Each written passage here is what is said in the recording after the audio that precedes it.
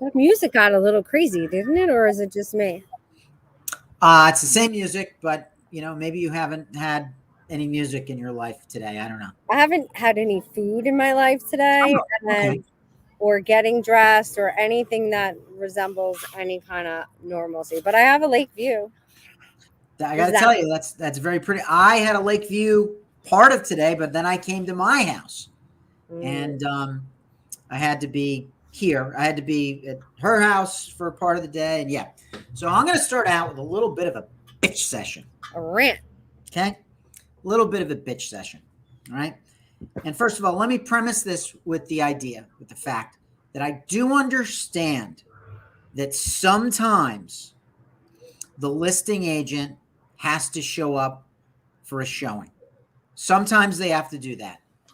If, for example, you've got a 5,000 square foot, multi-million-dollar house that looks like that thing where in Ferris Bueller's Day Off, where the car was in the garage with the glass windows. Mm-hmm. All right. If you have that, then I can appreciate the fact that the listing agent will accompany the showing. Mm-hmm. I understand. But when the listing agent starts flexing to the buyer and starts asking them, 20 minutes of, so, how old are your kids? And, just on and on about every neighbor and every celebrity within a few hundred yards of here that you sold and blah, blah, blah. And it's all about you. And of course, the buyers are eating this up because what buyers don't always understand is that the buyer agent is seeing the house for the first time too. And on a Sunday morning, if you're not fully awake and you meet your buyer agent and they say, well, we'll have to do some due diligence. This is a big situation here. And you don't hear that. And all you hear 20 minutes later is all the blathering from the listing agent. That's called bullshit. And what it is a very smooth, very soft, very understated form of soliciting another broker's client. And that's absolutely. why it's done. It happens a ton in the commercial world too. It does. A ton. And there's less of like buyer agency exclusive right to represent being signs and whatnot. But I also think to go further than that, look, even if your clients were impressed by the banter and the this and the that, they still sense that that's a person from outside of their camp, and they don't ever really get comfortable. And when I say get comfortable, buyers need to find things to even hate about the place before they can fall in love, if that makes any sense. They need to envision and imagine and oh my God, why would they put that there? That makes zero sense. They're not going to do that in front of the seller's agent.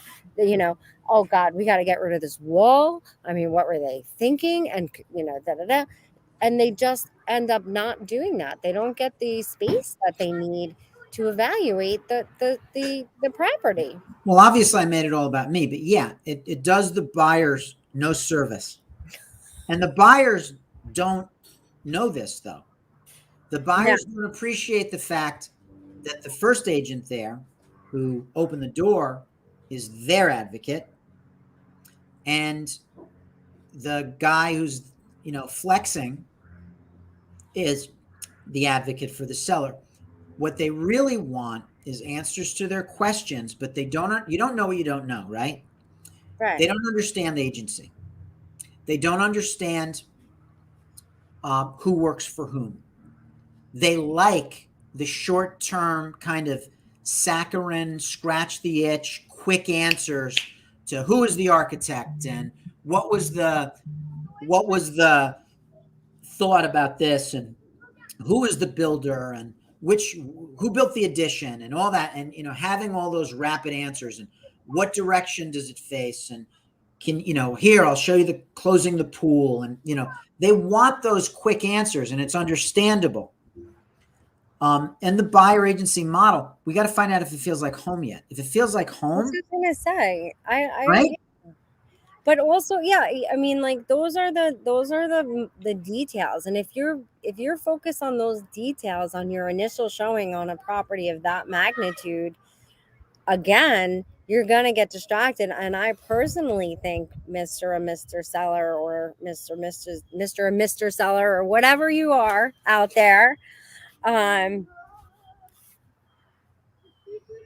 you're doing a disservice. I'll say it again, because Yeah. there's an intangible reason why they will not buy the house, and they don't even know why, right? Yep. It's really because they didn't get settled in. They didn't get to feel like, they want to walk around almost like it's their home, in a sense. And yeah, if you want to sit down on the couch and see what the energy feels like in the room, you should be able to do that. And you're not going to do that, and it's just awkward. It's just The awkward. analogy that we draw is that it's like a dressing room, right? Yeah. It's you, the mirror, and the clothes. Yeah. Right? Now, in real estate, it's you, the house, and your agent. Right. And yeah, you're gonna have a lot of questions, and you're going to think. And part of the other problem is that high net worth people don't think they need an advocate the way a guy who Joe Sixpack, Joe Lunchpail, because they have this fallacy of expertise. Like, I'm a really good patent attorney, Mm-hmm. and I make $1.2 million a year, and I have proof of funds for 10 million bucks. And what do I need you for? I just want to find out who the architect was, and who the builder was, and why it faces south, and everything like that. And they don't really get that we might be able to save them $250,000 if the listing agent would just get out of the way, right? Yeah. So, of course, I'll make it all about me, because this has happened before. Yeah. But the listing broker did this happened to me Sunday morning. First of all, if I'm going to devote my Sunday morning, don't waste my time. Right. Christina called me and she said, I can't cover this. This is, Important. big. This is a big showing. So I covered for her. And 10:30 Sunday morning. I know people think, well, you're in real estate. Yeah, you always work you always work non-bankers hour. That's not entirely true. Well, first of all, you're the CEO of the company as well. Okay. So you work, I don't know how many hours, I know how many hours I work Monday through Friday, and I really try not to work the weekends for Yeah. sure. But regardless, it's still, a Sunday morning. Did the listing broker, by the way, I have like 8% left on my computer. So when I just go poof, you got to finish up on your own. Why don't you just plug it in? Because it's all the way inside. Did I not tell you I haven't even eaten yet today? That's the status of my life currently. Look, you can't even see my eyes. Yeah, see, tired eyes. But anyway, did the listing broker tell you that they were going to be present? Here. Oh, thanks. It's so helpful. Did the listing broker tell you they were going to be present? Christina sent me this, the text, and he said he didn't plan on being there because he had a conflict, but he'd try. I'm like, don't try. No need. We're good. Yeah. But he showed up. Yeah. And, this is the first time I'm meeting the folks. I wasn't sure if they had other people, friends, meeting them. And they had a lot of questions about the area, which I could have answered. Right. And, there's only so many people that can talk at the same time. So again, I can appreciate, we had another seller not too far from this particular house who had been listed. He's now for sale by owner. We talked to him, a couple $1 million house, lots of moving parts, just very impressive home.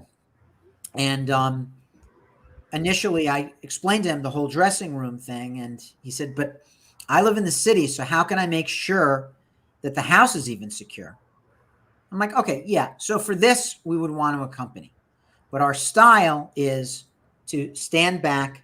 We would give, by the way, there was not a thing that this guy said germane to the property that couldn't have been put on a piece of paper Well, here. I was going to say that because I have, I've listed these kind of properties and Sure.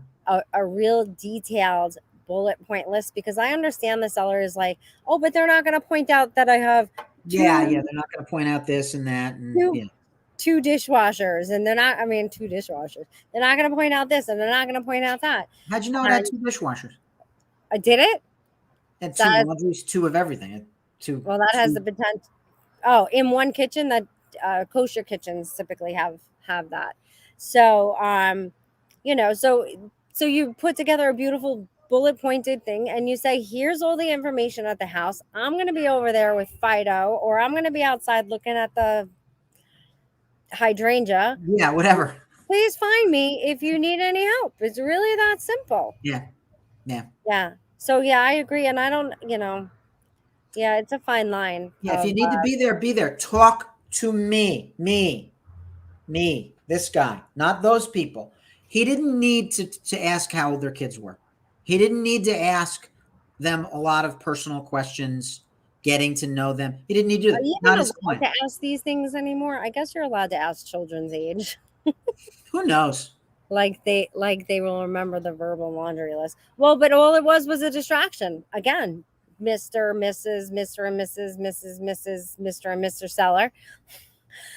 Seriously, that's Yeah. only a distraction. They are there to look at the house and to be able to imagine themselves there, imagine what kind of lifestyle it would create for them. Does it fit in with their lifestyle currently? Does it fit in with the lifestyle that they want to have?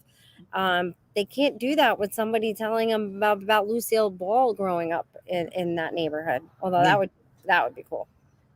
that would be. Yeah. Well, we heard a lot of, celebrities and blah, blah, blah. But, it's, But how does he know that people listen? I would instantly be like, yeah, all right, maybe we should look in another area. How does he even know that that's something that would impress these buyers? He doesn't even know them. oh,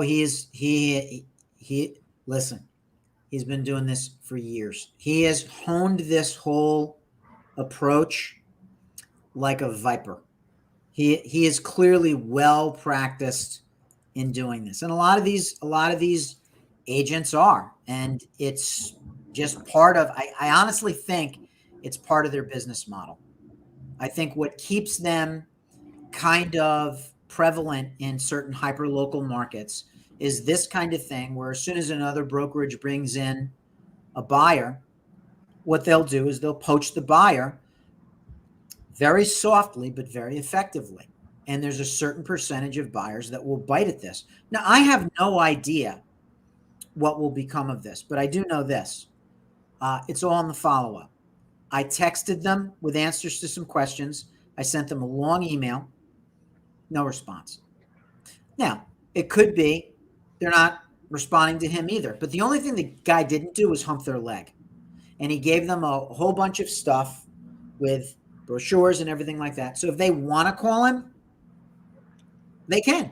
because they've got all this stuff. He didn't give him a business card, which that would have been gauche, right? But he'll give him a whole pile of folder of brochures and stuff, which has With all all of his the content. contact information. And if you object to this and you're not genteel, then everything, it gets awkward and tense, and it's all about you. And the people are like, I'm just trying to find out about the property.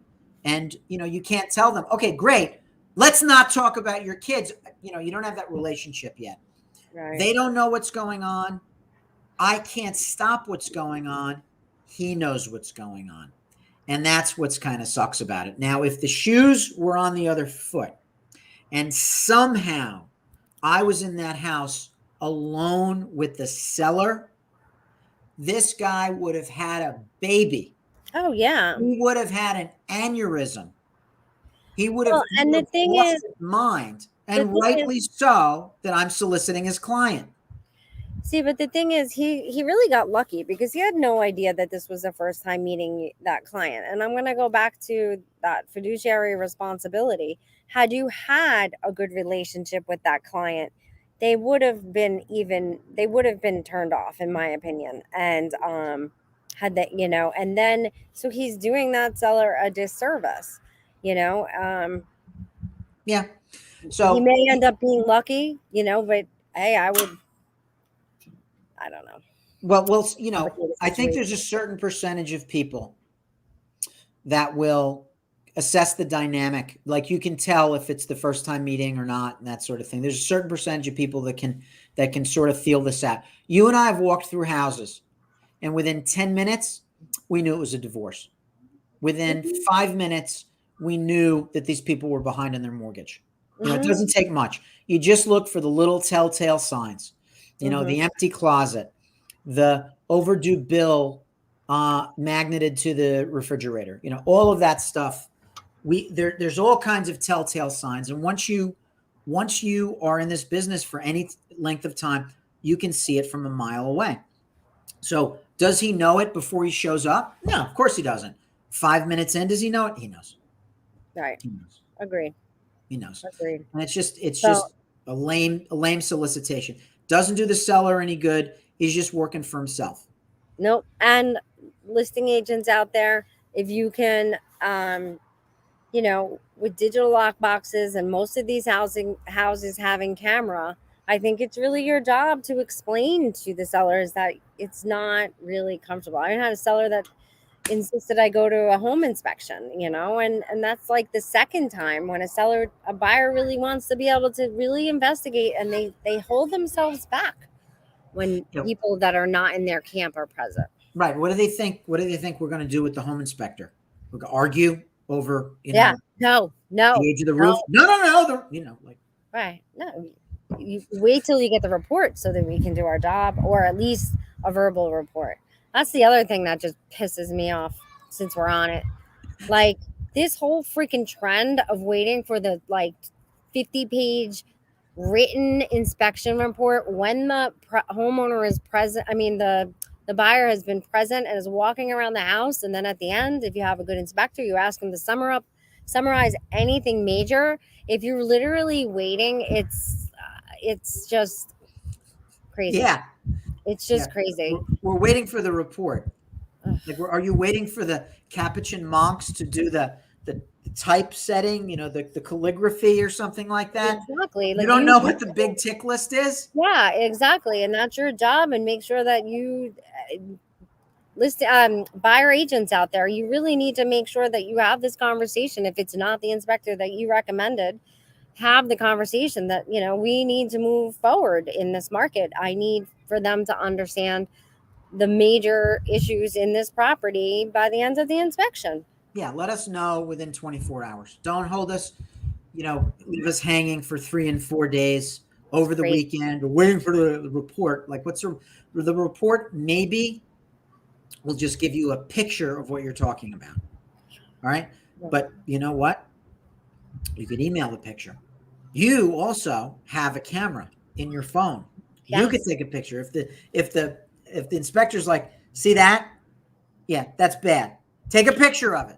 All right. So I'm with you there. All right. These things could be executed better. I get it. And I appreciate the seller wants their person there, but I don't know what they think I'm going to do. Am Well, I going to? recently, I understand. I mean, recently I had um buyer agent try to have like the uncle who's not a licensed engineer or an inspector or anything do. And I said, absolutely not. I said, they can, but if they touch anything in the house, they are liable. Yeah. 100%. They should That's not. why They they have can't touch the licenses. electrical panel. They can't touch any of it. So Yep. why are you doing it? Yep. So, all Yeah. right. That's I why they have licenses. I'm let's wrap this up so I can actually get some food in my stomach today. And then I have All right. about 5 hours worth of work, and then I got to get on the phone with you All right. in 5 Take minutes. our advice. Yes. Yes. Take our advice. I'll FaceTime you in 5. We're right. Until next Monday, Monday. everybody have a fantastic week.